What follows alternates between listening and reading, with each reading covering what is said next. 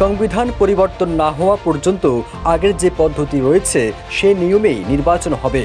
Vote গ্রহণের 2 মাস আগেই তফসিল ঘোষণা করা হবে। একই সাথে অস্ত্রের চেয়েও সোশ্যাল মিডিয়ায় ভুল তথ্য ছড়ানো এবং এআই এর ব্যবহারকে আগামী নির্বাচনে বড় চ্যালেঞ্জ হিসেবে দেখছে নির্বাচন কমিশন। 26 জুলাই খুলনায় নির্বাচন প্রসঙ্গে সাংবাদিকদের এমন কথা জানিয়েছেন নির্বাচন কমিশনার এএমএম নাসির উদ্দিন। ডিসেম্বরের মধ্যে নির্বাচন হবে কিনা এমন প্রশ্নে সিইসি বলেন, ডিসেম্বরের মধ্যে নির্বাচনের কথা আমরা বলিনি। প্রধান উপদেষ্টা বিভিন্ন দপ্তরকে বলেছেন ডিসেম্বরের মধ্যে নির্বাচনের সকল কাজ শেষ করতে। তিনি বলেন, আমরা কোনো দলীয় সরকারের অধীনে নেই, আমরা ইন্টারিম সরকারের অধীনে আছি, তাই আমাদের দলীয় কোনো চাপ নেই। নির্বাচনের চ্যালেঞ্জ উল্লেখ করে তিনি আরও বলেন, সবথেকে বড় চ্যালেঞ্জ হচ্ছে নির্বাচন কমিশন ও নির্বাচন ব্যবস্থার প্রতি মানুষের আস্থা ফিরিয়ে আনা।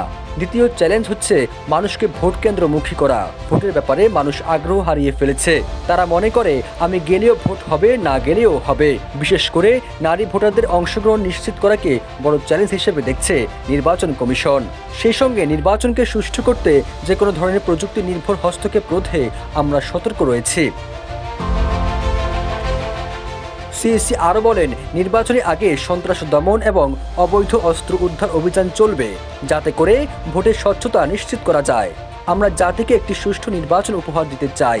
তা না পারলে বাংলাদেশের ভবিষ্যৎ নিয়ে প্রশ্ন উঠবে। সবুজ আলম, ইত্তেফাক।